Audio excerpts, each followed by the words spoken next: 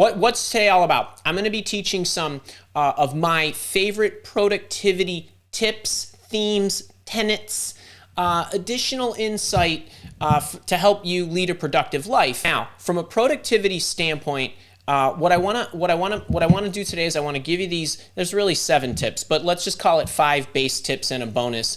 And it's kind of an underlying foundation about how I operate everything in our lives. I think many of us, we can agree. Feel free to holler in the chat if this is you. We've got a lot of demands on our lives. We've got people who want access to us all the time, meaning 24/7. If we don't answer an email within 2 minutes, they wonder, what we did to offend them or why we're taking so long, no matter what time of day or day of the week it is. We've got kids and carpools and games and all kinds of stuff coming at us, not to mention our hobbies and interests, and it's really difficult to manage. So I have been practicing productivity intensely for a very long time, studying it for a long time. I now teach on it and have been teaching on it for a number of years. And all of the principles that I would convey generally fall into a few different buckets. But basically, when I think about productivity, I think about how do I want to achieve whatever I want to achieve in my life, and what does it take to do that? And it takes a great deal of organization. It takes a great deal of discipline, great habits, and willpower to remain focused. All right, now I want to get into the reminders, tips, tenets, whatever you want to call these. And this first one is step 0. And so one of the things that I try to keep in balance, and when these things are, so I'm a big picture thinker. I want to work things down to the plan, and then I want to execute. And in everything that I do, and we're going to talk about this in the details of the talk today, but it all starts with what's most important to you. I'll never tell you what should be important to you. This is your life. You get to pick and choose. You might have one thing that's important to you. You might have 5 things that are important to you. The more things that you have that are important to you, the harder it is to manage. But I think in terms of these 5 F's, and my whole life, all the production, the things I choose, the businesses I build, the people I want to hang around with or bring on my team or whatever, goes along to these 5 things. And this is how I look at the world very quickly. Family and friends first. So I look at my relationships. That needs to be in order. My fitness. Fitness is all health related. It's the run I just did for an hour and a half. It's all the stuff that goes along with exercising, diet, sleep, and so on, right? Even maybe your mental fitness and who you bring around you. It's kind of 1 and 2. Finances, right? I got to be able to pay for the roof over my head. Faith could mean different things to different people. I'm a very spiritual person. To me, this is my spirit. It could be your soul. Some of you, it might be all-out religion. I think these are different things, but they're all of the same ilk. But this to me is really, really important. I need to be in sync with the universe, and I can tell you when I'm not. And I can tell you when I'm not, I do things to get myself back in alignment very, very quickly. But I do believe you get back what you give off. I have faith there's a higher power and all that good stuff. This needs to be in order. And freedom is not, oh, I just need the day off, or, I want to work from anywhere. It's freedom of choice. Freedom of choice. We all have this in spades. You might not always feel like it, but that has more to do with your outlook about what you choose to do, who you choose to spend your time with, what you choose to focus on, and how about what kind of attitude you want to choose to have whenever you approach something. I have something that came about that is wholly inconvenient in June, and it made me destroy the month of my work. I can choose to be sour about it, I can choose to kick and scream, or I can choose to embrace it that life happens for me. That's a freedom of thinking and rearranging and accommodating. That's what I'm talking about. This might be number 1, right? Because this freedom of choice affects all of these other things. But generally speaking, it all starts here for me. I wanted to start the lesson, or at least the tips, with this, just so you understand how I think. And those of you that have taken my goal-setting masterclass or other other more production-oriented, organization-oriented, progression-oriented classes or lessons or courses that I've created, know that my relationships, my vocation is very important, and my fitness are very important to me. Everything related to the goals that I have center around those three. They're all embodied in here somewhere. Okay, I'd love to know for you, do you feel like there's something similar like this? Maybe you have something that's at your highest level of priority. I'd love to hear in the chat what that is. Maybe there's some other areas of great importance that I have not considered. But that's where it starts for me. And then what happens? Everything comes to us, right, at us. We bring on things that we pull into our own life. We have people throw things at us that perhaps we've invited the person into our life who's invited something to our lives. Or, kind of like my little issue in June, I had something thrown at me that was not my choice in any way, shape, or form. There's nothing I can do about that. So here's what I want to tell you. I think most of our stress in our lives, and I'm not talking about extreme things, like, a family member dies or passes away, something of that nature that obviously is emotionally taxing. I'm not talking about that. I'm talking about the 99% of the things that are in our lives that affect our stress. And I will say that I believe that you will be way more stressed out about the things you say yes to than the things you say no to. It's easier to recover from a no than it is a yes. Right? And so everything in my life, this may sound ridiculous to you, every single request that comes my way, the answer is no. Period. It stops until I can assess it, because I think yes equals stress and no, you're good to go, because you can always turn a no into a yes, but I don't like turning yeses into nos. Okay? Who's tracking with me? Would you say that this is true? The family party you were at last week where your sister says, hey, Uncle Andy, wouldn't you just love to watch the kids? And you're thinking to yourself, man, that sounds fun. Oh my God, how great. And we'll, watch movies and I'll make them popcorn and all that good stuff. And, Saturday rolls around and you're thinking, maybe that wasn't such a great idea. Right? We're not always good at projecting. So I have a little suite of guidelines. They're questions. So while my 5 F's are kind of the guideposts for me, these are guide questions, I'll call them. There's 4 S's that I think about. This is pretty automatic, but I do this on a continual basis. But from a formulaic standpoint, here's what I do. Anything that comes at me, there's 4 questions that I ask myself that serve as guideposts, kind of a screening criteria, so to speak. The first one is self. So is this meaningful to me? Will it excite me? Am I passionate about it? Is it something I want to work toward? Is it something that I know that if I take it on, it's going to put me on the trajectory that I want to go? I might not be able to see the whole trajectory. I wrote a book. It's back there. It's blurry. Right? Interview intervention. I had absolutely no idea what was going to happen. I was writing it because I wanted to check something off my bucket list, and I wanted to give it to my candidates as an executive recruiter, because I used to talk the book to them in their prep sessions, even when they were going in for a recruiter screen. They basically got a talk of the book personally from me. I thought, at a minimum, this is good. It's meaningful. I'm passionate about it. I want to help them. But here's another thing. Down here at the bottom, do I own it? This is a big honkin' deal. Do I own it? Meaning, am I undertaking something that I can solely control, or am I becoming reliant on somebody else? Now, I'm not saying that you shouldn't be taking on things that you might be dependent on somebody else to help you complete it with you or guide you or whatever, direct you. But the more of it I can control, the higher it's going to go up, closer to the yes, right? Who's tracking with me? Who gets this? Who gets this? Do I own it? Can I own it? Will I be accountable for it? And can I influence the outcome of what I want to do, produce, or bring about to this world? Okay, this is a big deal. So that's number 1. Number two is social. Now, nay my sister Dan and Mish, who I love, and Brother Rock, will it help me with others? So does it give me a chance to support? So my wife wants to go and do a 10K and a triathlon, which I still can't believe. Okay, I didn't really want to, drive 6 hours to go run a 10K. That doesn't matter. Socially, it allowed me to support her. I want her to be happy. I'm a spouse. We are a team.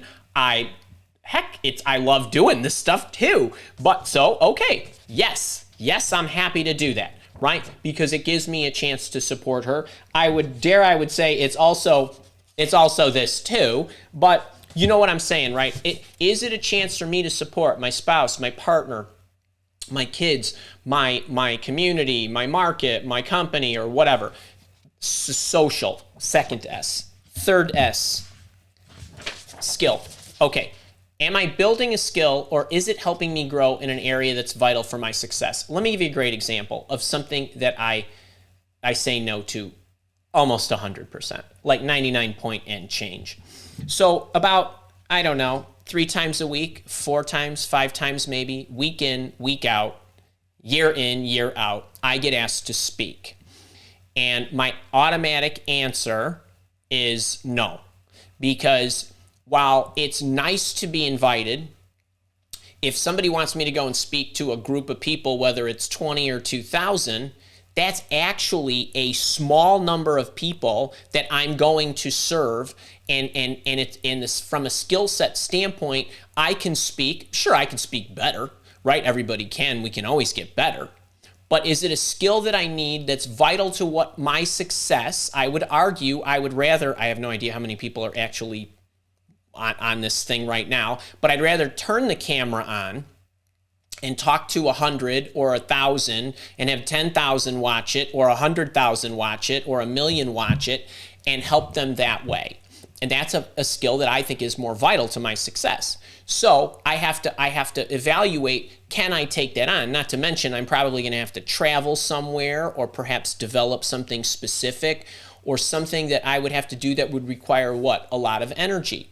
Now, I might change my mind if they wanted me to make a talk that I could continually repeat, use, sell, or something like that. But here again, I say no to a lot of those because it's just not a skill.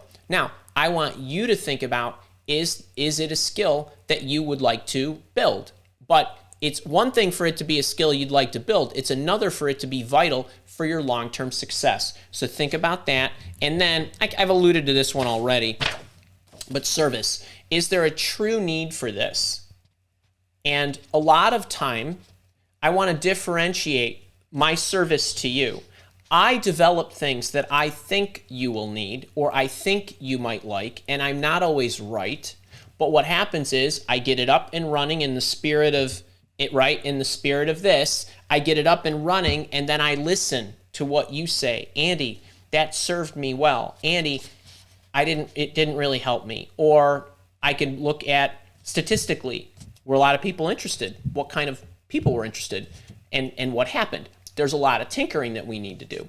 So initiatives that I start to take on, that I invite, that I put on those master lists, there's a lot of trial and error even with this. Even though I know my intention is to serve, now I'm looking at what's serving you best.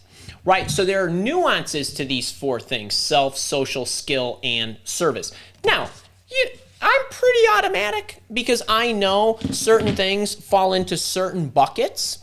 But my point for you, item number really 1 here, is have some kind of list, questions, or ways for you to actually know, is this going to serve me well? Will I be pleased? And for any of you, who's read Out of Reach but Insight? Using Goals to Achieve Your Impossible, my goal-setting book. What's the one quote that I have in there that I ask myself before I undertake a major goal? If my life is the only life that's changed as a result of me doing this, am I okay with that? And if the answer is yes, I go. And if the answer is no, I might not go, right? So if I'm going to undertake something and I'm going to write a book, if my life's the only life that's changed and nobody reads it, is that okay with me? I said yes. I wrote the book, kind of thing. So that's what I mean. You have to look at, based on the things that are important and how it fits into your life, But no matter the outcome, right? What else do I say in the book, right? My mind is open to any possibility, but my heart is open to any possibility, but attached to no outcome. So whatever happens, happens, right? There is no good or bad. It just is. So, but I don't want to be working on a lot of things where I don't think that the outcome matters. It needs to be important to me that I put the effort in and undertook the initiative or goal or whatever it is, regardless of what happened, because what? I have the freedom to choose how I'm going to react to whatever the outcome is. Okay? Who's following me here? Right? How many times can you look at what you did, not necessarily accomplish it, and say, I'm glad I did it? Should be 100%, right? That's what you're working toward. So I hope you're tracking with me there. All right, wait, check here. I saw some comments in the chat. Yes equals stress, no equal good to go. Time is our most important asset, and once it's gone, it's gone. Time is not money, right? You lose one, you can make it up. You lose the other, you can't make it up. Faith is number one for Dr. Manisha. Great to see ya. Tracy, life happens for me, not to me. Tracy, I have a mug that says that too, if you want to visit the mug shop. So that's great. Joe, how do you best deal with random disruption? We'll get to that. That's a great one. Put some question marks in front of your questions. All right, I'm going to go on to the next one. Okay. Now, in order to be able to complete things and be productive, I think you need a major set of this. Willpower. Now, what most people think about when they hear the word willpower is what? Right? Like resisting impulses. And that is a definition of willpower, but not the definition of willpower. The first definition is exerting control to do something. And what is that code for? Concentration and focus without being distracted in any way, shape, or form. So we were going to be talking about willpower tomorrow in the leadership program, but my leaders outvoted me overwhelmingly because they wanted to talk about email management. But one thing I didn't have the heart to tell them, because they pretty much crushed me in the voting, was that you need willpower to be able to manage your email effectively, because right, it is one major distraction. But when I talk about willpower, I'm talking about when you are engaged in something, starting it, finishing it, doing it a little better than you thought you would, and doing a little more than you thought you would. Okay, now I got that little triage from my favorite monk, Don DePani, so I'm not going to take credit for that. But that is how I think about when I do something, and I'll give you some examples here very quickly. But I want you to think about this. Whenever you do something, right? Start it, finish it, do it a little better than you thought, and do a little more of it. What is this doing? This is building up your ability to focus. And when you are trying to focus on something, and we all have a very difficult time concentrating because we practice distraction throughout the day. Why? The phone is on, the beeps, the alerts are going on, chat's popping up, bells are going off, you heard a noise, you looked, somebody knocked on your door, whatever it is.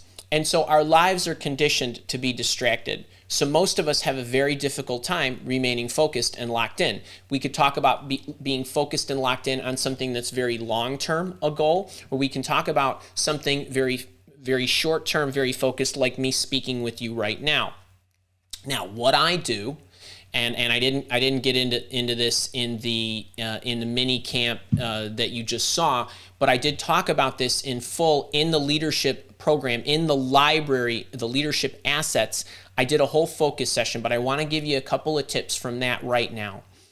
Now, one of the things that'll really help your focus is you've got to practice focus throughout the entire day. And it's kind of like your diet. If you want to, be physically fit, if you wake up in the morning with the best of intentions and you have a clean and healthy breakfast, but then you eat pizza and burgers and you snack on chips and pretzels and Fritos all day, it's probably not going to work. Except that, and you might be laughing like, well, Andy, that's a silly example. Except that, isn't that what you do with your phone, with your email, with your projects, right? You're getting constantly distracted. So what I do is every time I'm going to undertake anything, so when I say anything, I'm talking about when I'm going to take on a day, a whole day, right? Not all at once, but I'm going to take on this day. So that's taking on something, or taking on this show, or the 6:30 coaching session that I had with Katya this morning, taking that on, that's a thing, right? So what I do is I put myself in a constant state of practicing focus. It starts with when I roll out of bed and I go and I sit in my chair and I start to do my meditation. There's a whole practice that I go through where I'm practicing on focusing. And why? It's no different than, whatever sport you play, right? You ever see the basketball player at the free throw line and he or she dribbles the ball a couple times, then spins it, then shoots.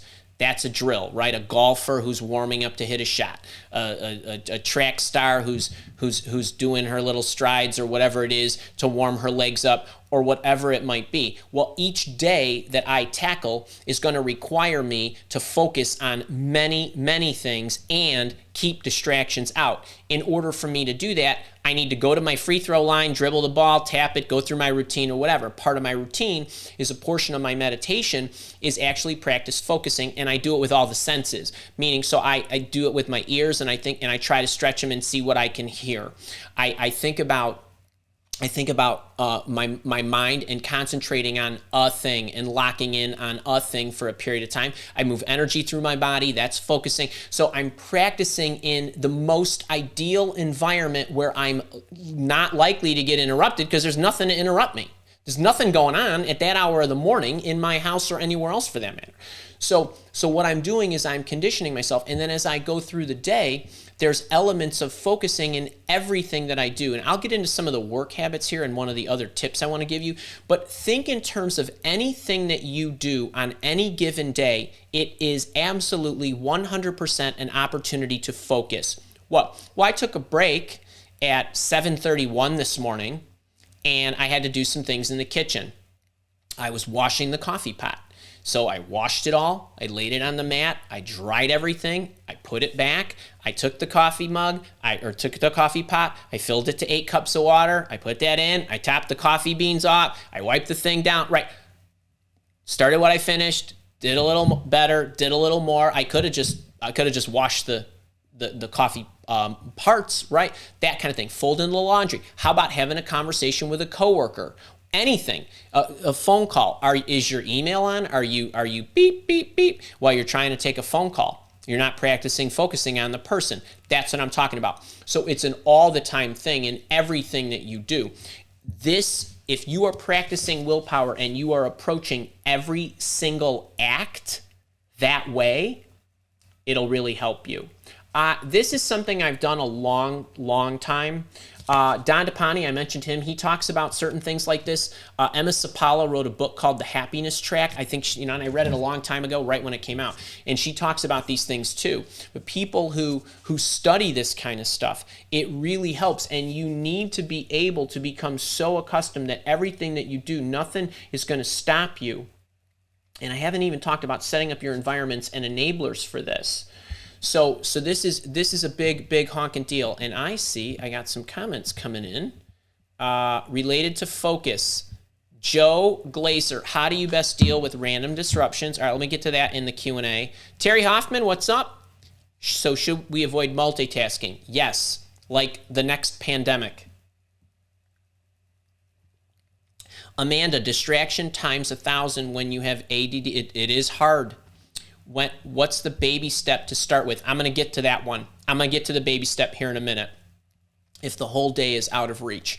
Okay, those are great points. We're going to hit them with some of these others. So let me see. What do we do? All right, so you get the willpower thing. All right, now, speaking of willpower. So, Amanda, this is for you and folks with ADD or ADHD, or really anybody, but this will really help you. I operate everything that I do in an infinite loop. I call it my operating loop, all right? And I want to show you what this is. I want you to just think about this. By the way, I don't intend to blow you away with this concept. The beauty isn't in what I'm going to tell you. The beauty is in your ability to set it up and practice it. So everything that I do, every minute of every day, falls into one of these three things. It's either a big picture activity, a planning activity, or an execution activity. All right? So to follow me here. So what do I mean? Well, you put a big list of stuff together. You put a big work plan together for a project. You put a big marathon training plan together. You put a big, you want to write a book proposal. That's a big project and whatever. That's a big picture kind of stuff. But big picture is relative. So when I get down and I start planning the week, right? On Friday or Saturday or Sunday, I plan Monday through Friday. And I'm planning it. That's big picture. Right? What has to happen? I have to take all my big picture stuff and move it into a plan. I take the time to plan. On Sunday night, I look at the week. And then on Monday morning, I'm going to wake up and I'm going to start my week, right? So you'd think that would be execute, except we're not there yet. I'm still back in planning because I woke up this morning and one of the things that I did was I considered my day. And so I consider what's going to happen throughout my day. So when I got up this morning, for example, let's just take today. I can tell you what was on the calendar. I had first work thing was at 6:30 a.m., meaning first appointment at work was 6:30 a.m. Zoom session. It was the fourth thing I did this morning. I got up, I took care of the dogs, I actually journaled a little, I planned, I thought about my day, I thought about what was going to happen. At 6:30 I had this, at 9 o'clock I had that, at 10:30 I was taking a shower, at whatever time we're going to be done, I got something to prep for tomorrow, I got something else to write for next week, I got a 2:45 session with somebody, I got a 4 o'clock session with somebody, and so on. I thought about the whole day, I made sure I had everything and I was getting ready. I'm still planning. I'm not even doing anything yet. Right? So I'm still in this and I'm thinking about what's about to happen. Then I get into the day and I start to do it. So when I talk about an infinite loop, these are the steps. So the night before, I'm thinking about what's going to happen tomorrow. Now, everybody who I have 3 coaching sessions today. I have umpteen things to write. I have this show to do with you. I'm going to load the video into whatever, right? I have all these things I'm going to do. I thought about all that the night before so that when I went to sleep last night, everything was out of my head. I didn't think about anything. I woke up this morning and I thought about the day. Everything was ready to go. And then I thought, okay, now it's the morning of. Now what's the day going to look like? What's total victory going to look like? Right? I got one person who's going to get a raise. I got another person that's going to get a job. And I got another person that's going to get a job. And victory is I give them everything they need to do to those 3 things. Right? I want to make sure I'm prepped for tomorrow. Victory is being all ready so I'm not scrambling in the morning for my Friday lesson with my leaders. Right? I think about all this stuff. I think about, okay, if anything goes wrong, is there anything I can roll? Backup plans. I'm not even into the day yet. I'm thinking through this stuff. Considering the day. Okay? The morning of. Now I'm getting closer. Now minutes before. Okay, I went through my morning routine. Now I'm going to get with Katya. I already had her stuff. I read through every inch of everything she sent me, and I knew the 8 things she absolutely had to walk away with. Even though she didn't know that, I knew that. We're going to get ready. Victory, now we're going to go. We're going to start. And for 5 minutes at 6:25, I thought about nothing but her and everything she sent me and everything I needed to tell her, and I wasn't going to miss anything because this is a big deal because she has a 10:30 counter offer with her future employer. Right? So now I'm thinking about all this for 5 minutes. Then she says hello. Then we go through it. 30 minutes in, I look, we check, we have everything. Get down. We're 25 on the hour. Okay, wait. Any questions? We got this. Let me recap. We're going to do this. Here's what's next. Here's what you're going to do. Here's what I'm going to do. Here's what Kara's going to send you. Here's what I want you to do when this is done. Boom, boom, boom, boom, boom. Bang. 7:31 hits. I already know what 7:31 looked like. Kind of thing. All right. But now that's minutes before, during, after, and then it is a constant repeat, right? So everything gets, and I went through, I believe I went through this in the mini camp. I certainly went through this in the productivity challenge. That as you transition between the executions of things, the minutes before part, the minutes before part ideally are within a break. At 7:31, I knew I was probably going to take just a few minutes, wash the coffee pots and stuff, get that out of the way. Maybe move around the house, make sure everything was in order. I knew I wanted to set certain things up for the show because I had other things. I knew the team needed to know some things. I had slots for all this stuff. And then at 7:40, I started up again because the calendar said at 7:40, make sure you're doing that. Okay, now I looked at calendar. Bang, I see it. I already knew what it was. I looked at it at 5 o'clock and I saw what I was going to be doing at 7:40. And I was doing it at 7:40, right? Kind of thing. So that's what I mean. Now, you go through your day and then you're back at the night before. So you are constantly in this loop all the time. Your big picture could be, what's the day look like? Your planning could be, what's that session look like? The execution is, go do the session, go write the thing, go write the email, go to the meeting, all that stuff. You are constantly in this loop. But you need to think that way. You need to go in and out of the loop, in and out of the loop. And if you do that, if big picture, you planned your week effectively, and then even if something came up, do you know that the 6:30 session I had this morning came up yesterday?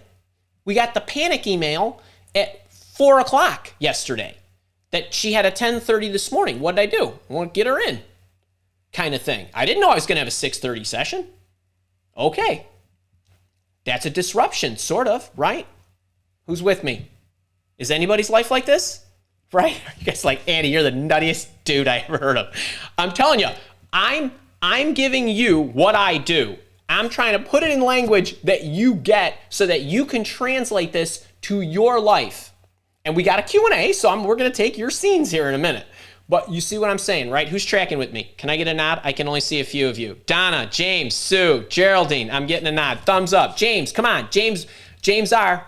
There you go. All right, now at least I got a smile. Okay, the infinite loop. All right, so that's a big one. That's number 3. Now, these kind of blend, okay? But you know that expression, man, she's really a finisher. He's really a finisher, right? He really knows how to win the tournament.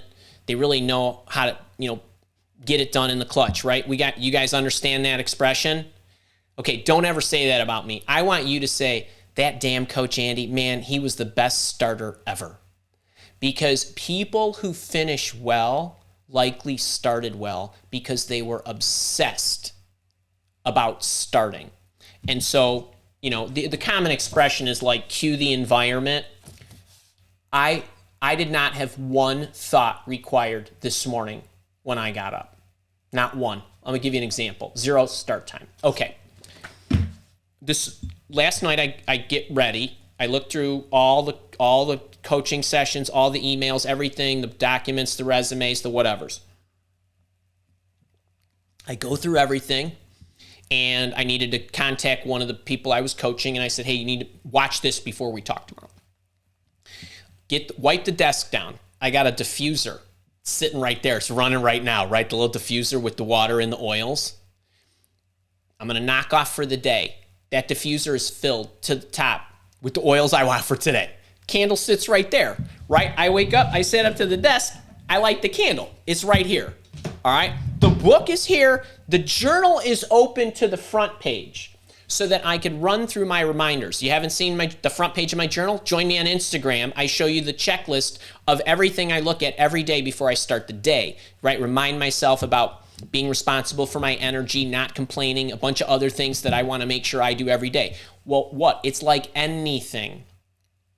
Our attention, we get distracted. In order to focus, we have to practice. It's a muscle and a skill that needs to be built, but that skill is very perishable if we are not practicing it constantly. Every single day, without exception, even the weekends, one of the first things that I do within the first hour that I wake up is I look at my journal, if nothing other than to remind myself, don't forget, don't be a jerk today, kind of thing, right? No matter what happens, right? You don't get to complain, kind of thing. And so I don't know what's going to happen. If I knew what was going to happen, you wouldn't be listening to me right now. I'd be on a beach somewhere, right? Kind of thing. So, but everything is cued. So I'm talking about what? I cued the week, right? With the planning. I cued the day because I planned the day. I cued the desk. I got any writers out there? Every single book I've ever written has been written the exact same way. It starts at 4:30 every morning. I write X thousands of words in the morning in the slot, no matter what. Never a day off kind of thing. But the environment that's cued is tomorrow at 4:30, I'm writing chapter 7, part 2 on this topic. I look at that the night before. I wake up in the morning. Do you know how fast I'm into chapter 2, sub part 2, or chapter 7, whatever? Because what? I already know what I'm going to write about. It doesn't matter if it's good writing or bad writing, I'm going to write it. What's the goal? 2,000 words. What's victory? 2,000 words. Not edit this, not 1,800 words, not 2,500 words, not go back and look at chapter 6. It's chapter 7, paragraph, whatever, that's restarting kind of thing. That's cueing your environment.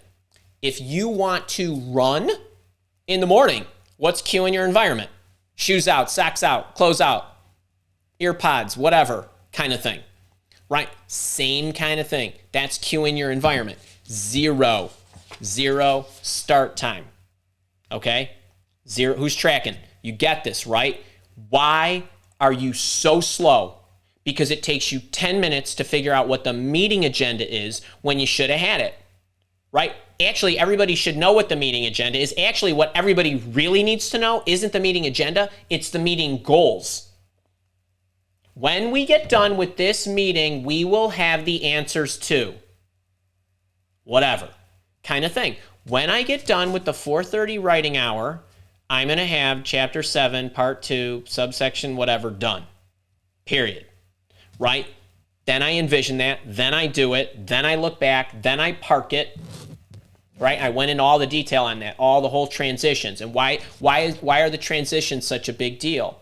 The environment needs to be cued for whatever you're going to do, because the transition and the break you want from what you just did. Now, in this example, it was, well, I rolled out of bed. Except that sometimes I'm going from this Zoom session to what? To another thing. Guess what? All the stuff I need to look at the minute I'm done here is sitting on my work table, all in the order that I need to review it. It's all printed, stacked, marked, and everything. That's cued. Right, so I can stop, I can take a break, I'll feed the dogs, I'll let them out, whatever, I'll stretch for a few minutes, and then boom, right there. Right kind of thing. Zero start time. I know what time I need to start that. So this is important. Now, one of the things that helps with this, with the cueing of the environment, is this, number 5. Oh wait, you guys have seen my menu board? Another thing about kind of cueing. It's not just the minute, the day, the hour, but like even the thought that goes into what are our menus each night for dinner. So like tonight after we eat and chicken or whatever it is that we're gonna have, the menu board tomorrow says whatever. I pulled the stuff out. It works in everything. The week of meals is cued, right? No thought. How much stress are you under when you don't know what you're going to have for dinner, and then what? You do one of a couple things. You scramble, or you're stressed, you got to run to the store, or you order food that you don't want, or whatever. So it works on a macro and a micro level, so think about that. But this is a really, really helpful one.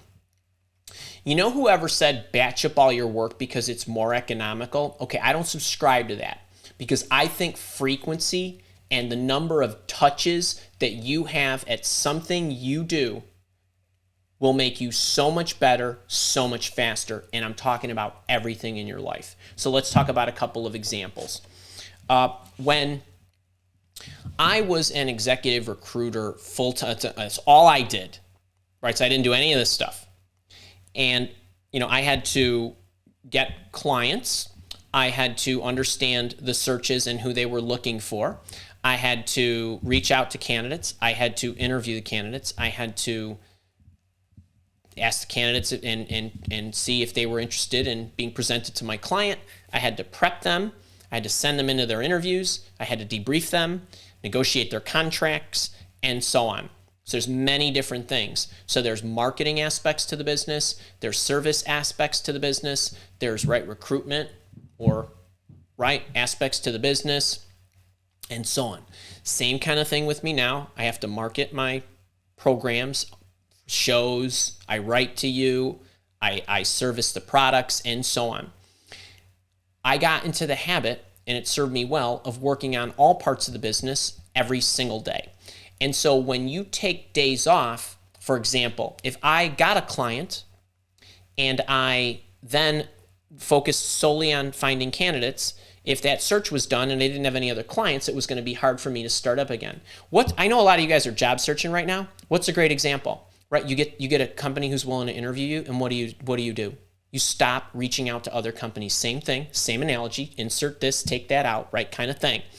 And what happens is, number one, you get out of practice. Number two, your startup costs are tremendous when you have to start up. The person who writes 30 minutes a day, 6 to 7 days a week, is going to write the book so much faster and so much better than the person who says, I'm going to write for 3 hours on Saturday. Why? Because 3 hours will turn into a productive hour and a half, because it's going to take you time to figure out where the heck you were. You don't have the relationship with the writing. When I was learning how to swim, now by the way, days off, understand what I'm saying. Days off could be, I do this once every week. That means don't miss the one time you're going to do it that week. It could be, I do it 3 times a week. That means do it 3 times, not 2 or 1. It means I do this every day, then do it 5 days. If you take a weekend off, fine, then start it up again. But your Monday start time is going to be slow, right? So when I was learning how to swim, I chose to go to the pool more frequently for shorter swims, which helped me be in the water. Does not like it when I do not visit it for 2 days, kind of thing, or a week or something like that. So you're better off touching it each day. I'll give you a great example about frequency and queuing up the environment. Do you guys, I don't know if you follow me on Instagram, if we're not connected up on Instagram, I think it was last year sometime, I decided that I was going to do 50 days in a row, never miss. So Monday through Friday, 10 weeks, never miss, give you a today's tip video at 7 a.m. And I put it in a playlist for you. So you can go to Instagram, you can click the little playlist, and you can go and you can look at these. And I said, I could just on a Sunday. Now these are only 1 to say 5 minute videos. And I could just sit there for an hour and go, then so on and so forth, right? All done. And then do it next week. But I didn't want to do that. I wanted to have a conversation with you every day. Why? Number one, I wanted to be super fast in setting up the little iPhone and whatever. Number two, each day I was going to be feeling a little different about different things, or I was giving myself an opportunity for things to come up and me to address them. Also, I wanted to see how I was feeling.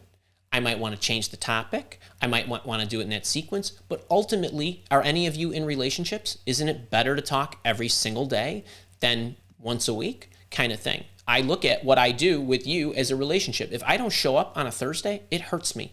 It hurts me. It literally does. And so what I did was I took my little, I know you're going to ask me about this because people always do. So I took this thing. Actually, I should have had this red. Hey, wait. I was not queued up properly in my environment. Actually, I didn't know I was going to show this. So you see this little contraption? Okay, if you don't have one of these things are totally cool. But I clipped it right here on my cabinet. And you see this little thing right here? Okay, when I went to sleep every single night in those 50 days, I took my iPhone, I put it in here, and it sat it right here. I got up in the morning, I meditated, I had some more coffee, and then I came to this spot, and all I did was hit the button. I turned it on and hit the button, and then I said what the tip was going to be. I didn't have to think about what the tip was because the night before what? I decided what the tip was and the topic I was going to tell you the next morning. And then I got here without thought, and each one of those took me about a minute on the front end and a minute on the back end to do it, and then however many minutes it took me to talk it to you every single day. And I did one a day. And that's frequency. Now, I could have batched them, except what? I don't feel the momentum. I don't feel like I'm talking to you every day. I'm not getting practice in shooting on different days and how I'm feeling differently about, did I feel differently on a Monday than I did on a Friday? That kind of stuff. I'm building up stamina. I'm building up strength. I'm building up practice and so on. And everything becomes easier and faster. And I have a better relationship with it and you kind of thing. So This is what I'm talking about. If you have a job where you are highly communicating, you need to be practicing communication every day in all of its forms. Writing practice, speaking practice, listening practice, and then you can take it up. Condition yourself. If I'm operating and I'm in a session and I'm hearing these things, this is code for this. That's practice. That's recognition. That's trying to figure out and anticipate. That's what I'm talking about. You are better off doing a little bit of it each day. Number one, it'll get you faster. It'll build your skill better, and you won't lose momentum. It's really a big deal. So it depends what kind of job you have, but the variety is also nice if you're doing multiple things each day. Keeps you fresh and frosty. So I do not like days off. Who's tracking with me on this? Huh? Really, really good. But think about that.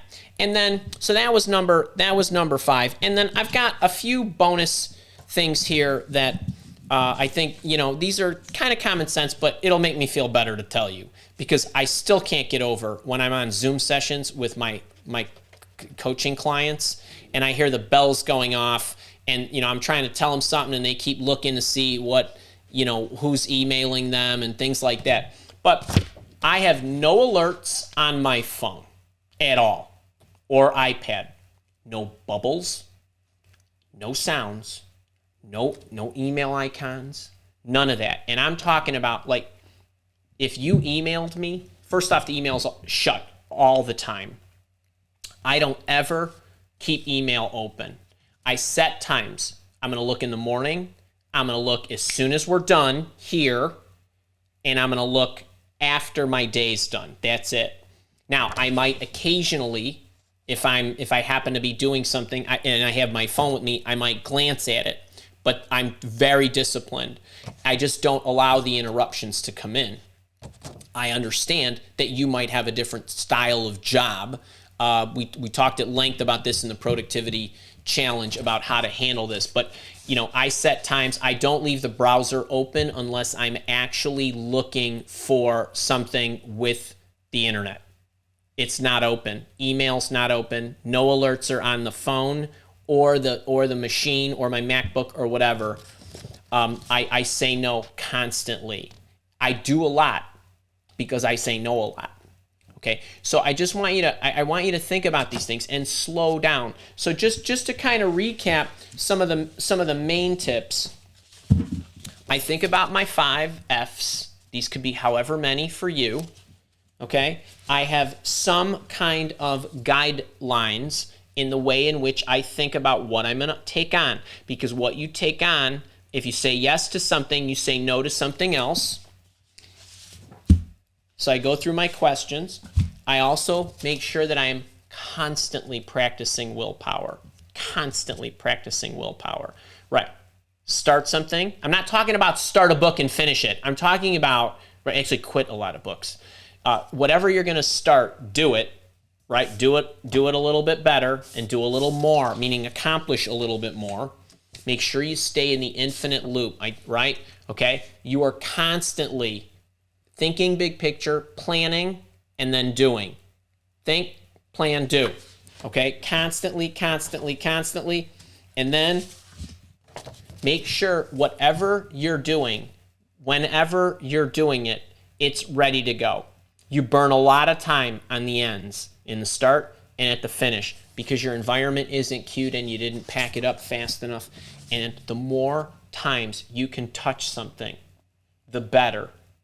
Now, wait, be smart here, okay? But you know what I'm saying. If there are different aspects to what you're trying to do, have a regiment, routine, frequency, period, base that you're going to do it. Batching things up is not always best. Now, you might want to batch within the act, but the more days you can do it, the better off you'll be.